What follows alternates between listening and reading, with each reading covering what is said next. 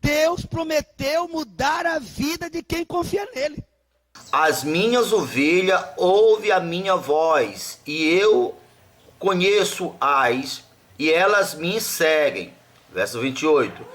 E dou-lhe a vida eterna, e nunca hão de perecer, e ninguém as arrebata da minha mão. Meu Pai que me ama, me deu, e ninguém pode arrebatá-las da mão do meu Pai. Tornou, pois, Jesus dizer-lhe: em verdade vos digo, que eu sou a porta das ovelhas.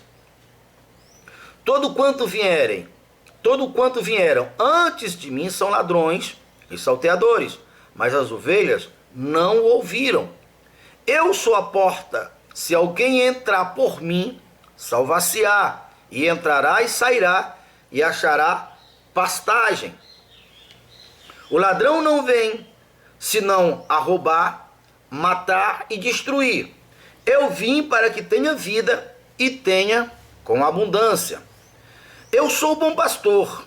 O bom pastor dá a sua vida pelas ovelhas. Notem bem esse mandamento. Eu sou o bom pastor. O bom pastor dá a sua vida pelas ovelhas. O Senhor Jesus disse que ele é o bom pastor. E ele é o bom pastor porque ele dava a vida pelas ovelhas. Mas ali em João 10, ele reiterou e disse: eu vou dar a minha vida pelas ovelhas, porque este mandamento eu recebi do meu Pai. Não porque o mal é maior, é superior, o sistema, o diabo é superior. Não. Eu vou dar a minha vida e torná-lo-ei a tomar. E ele repetiu: este mandamento eu recebi do meu Pai. Que mandamento? De morrer, nós sabemos, para que através da morte de Jesus nós teríamos oportunidade de ser salvo. O mercenário, que não é pastor, de quem não são as ovelhas, viu o lobo e deixa as ovelhas e foge, e o lobo as arrebata e dispensa as ovelhas. Esse lobo aqui é Satanás, que é também o anticristo, é a figura também do anticristo, aqueles poderes, aqueles líderes que estão associados ao anticristo lá no ministério das testemunhas, e aqueles que fugiram, não enfrentaram diante deles, é considerado mercenário. Estamos aqui vendo aqui, o verso 17. Por isso o Pai me ama, porque dou a minha vida para tornar a tomá-la. Ninguém tira de mim, mas eu de mim mesmo a dou. Viu? Tá aqui, ó. Verso 18, ó.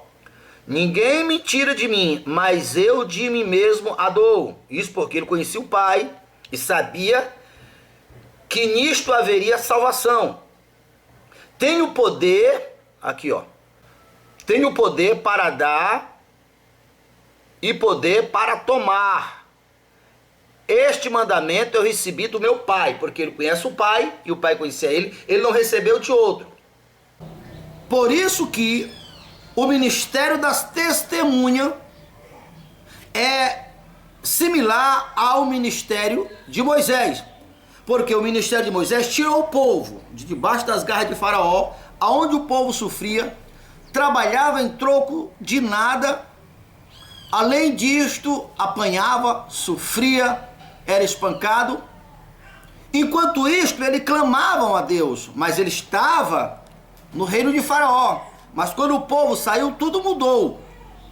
Quando o Faraó enviou as suas tropas atrás, nós sabemos o que aconteceu. Quando o mar engoliu todos os soldados de Faraó. Assim também, com esse mesmo propósito das testemunhas de Apocalipse, ela tem o mesmo papel: tirar o povo de debaixo das garras do anticristo, do sistema, igual Moisés tirou o povo de debaixo das garras de Faraó. Por isso que Jesus disse: o bom pastor dá a vida pelas ovelhas, mas o mercenário vê o problema e foge. Por quê? Porque é mercenário, ou seja, não é ele o pastor. Por isso as testemunhas irão dar a sua vida Assim como Jesus, não porque o sistema é maior, não porque o diabo é maior. Você encontra ali em Apocalipse 11, aonde foi dado ordem para medir o átrio. E Deus disse, mas porém o santuário, o altar não meça. Meça só o átrio, porque o átrio eu darei para ser pisado. Então, esse altar são as testemunhas, são o povo de Deus. Esse povo que recebeu o poder, como está escrito em Apocalipse 11. Eu darei poder para as minhas testemunhas, poder de fechar o céu quantas vezes quiser, de transformar as águas em sangue quantas vezes quiser, igual o ministério de Elias, igual o ministério de Moisés, similar ao ministério de Elias.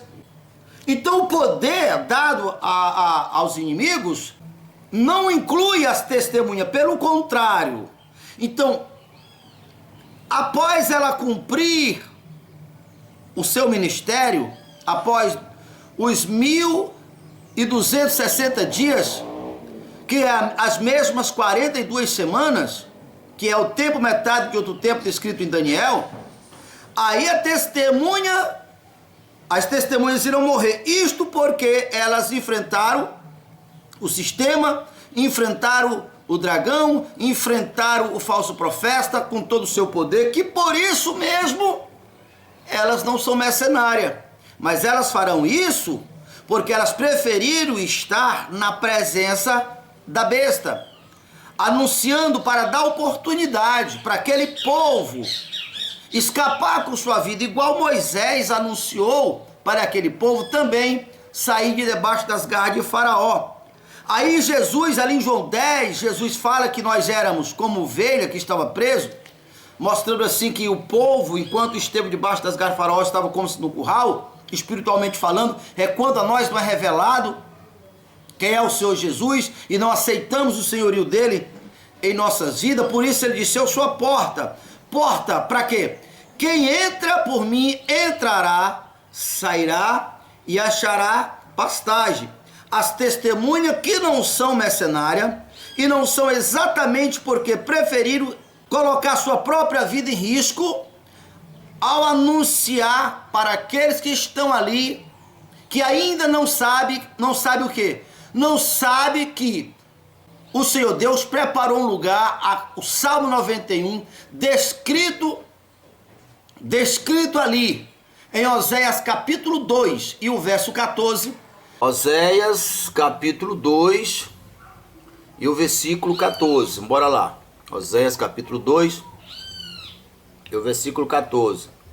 Portanto, eis que eu a trairei e a levarei para o deserto e lhe falarei ao coração e lhe darei as suas vinhas, dali o vale de Acó, por porta de esperança. E ali cantarei, como nos dias da sua mocidade, e como nos dias em que subiu da terra do Egito. E naquele dia, diz o Senhor, tu me chamarás meu marido, e não mais me chamará meu Senhor, intimidade. Naquele dia farei por eles aliança com as feras do campo, e com as aves do céu, e com os répteis da terra. E quebrarei o arco e a espada e a guerra, e os farei deitar em segurança. Olha, aqui em Apocalipse 12, a partir do verso 1,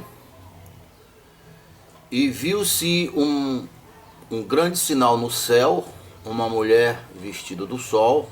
Essa mulher, obviamente, é a igreja, e o sol é Jesus.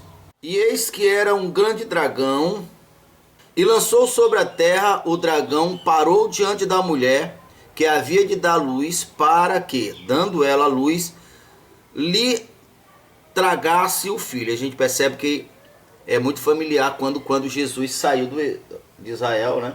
Teve que fugir para o Egito. Muito semelhante. E deu à luz um filho, um homem que há de reger todas as nações com vara de ferro, e o seu filho foi arrebatado para Deus e para o seu trono. Tá? É muito semelhante ou muito similar a mesma descrição do próprio Jesus, mas aqui está falando da igreja. Essa luta, essa guerra, esse ponto extremo, é dali que nascerá os que vão sentar em trono, como aqui tal, sentar no trono. O verso 6. E a mulher fugiu para o deserto, onde já tinha lugar preparado por Deus para que ali fosse alimentada durante 1260 dias. Para onde Deus levou a igreja? Para o deserto. E o que é que fez? Para Deus sustentar a igreja por 1200 dias. 1200 dias, o mesmo período que foi dado poder para as testemunhas, por 1200 dias. Em outras passagens, fala da mesma coisa, 40 semanas, que dá no mesmo. Está tratando da grande tribulação. Então a igreja está na grande tribulação. O que acontece é que a igreja será protegida. Então, esse grupo que caiu é o grupo que não conseguiram ouvir a voz do pastor. Pastor que é Jesus, ele disse: eu sou o bom pastor. E eu vim abrir a porta do curral, aonde as ovelhas estavam presas no curral, não oferece oportunidade de defesa, de salvação. Era o povo no Egito, era nós antes de conhecer Jesus. Mas Jesus, que é a porta, abriu a porta e nós saímos, mas olha lá. Mas ele, Jesus, foi na frente e as suas ovelhas iam seguindo. E essas ovelhas que entraram por Jesus, que seguiram Jesus, continuou e a expressão está: e entraram e saíram e encontraram pastagem. Nós estávamos no reino de Satanás, no mundão, não conhecia Jesus, não fazia parte de nenhuma aliança. Ouvimos a respeito da obra da salvação, cremos, saímos do Egito. Mas temos que continuar, porque vai chegar um momento que nós devemos sair. Essa terra, esse reino é nosso. Mas por causa dessa guerra, por um tempo, por 1200 dias, nós precisamos sair. Aí a expressão está: entrará e sairá e encontrar a pastagem, porque o Senhor conduzirá para o deserto e sustentará por 1200 dias.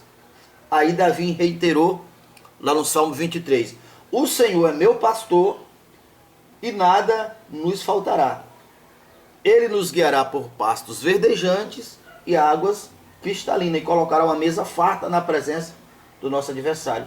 Quer dizer, diante da presença da besta, quando for dado a ela esse poder, tem um propósito, a igreja estará sendo guardada. Aquelas que ouviram o Senhor, mas as que não ouviram o Senhor, aquelas que não discerniram a voz de Deus, foi arrastada.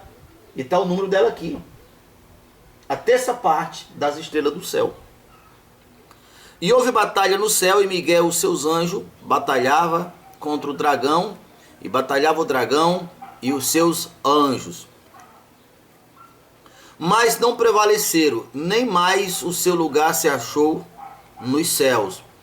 E foi precipitado o grande dragão, a antiga serpente, chamada o diabo, Satanás, aqui não tem dúvida, né? Que engana todo mundo.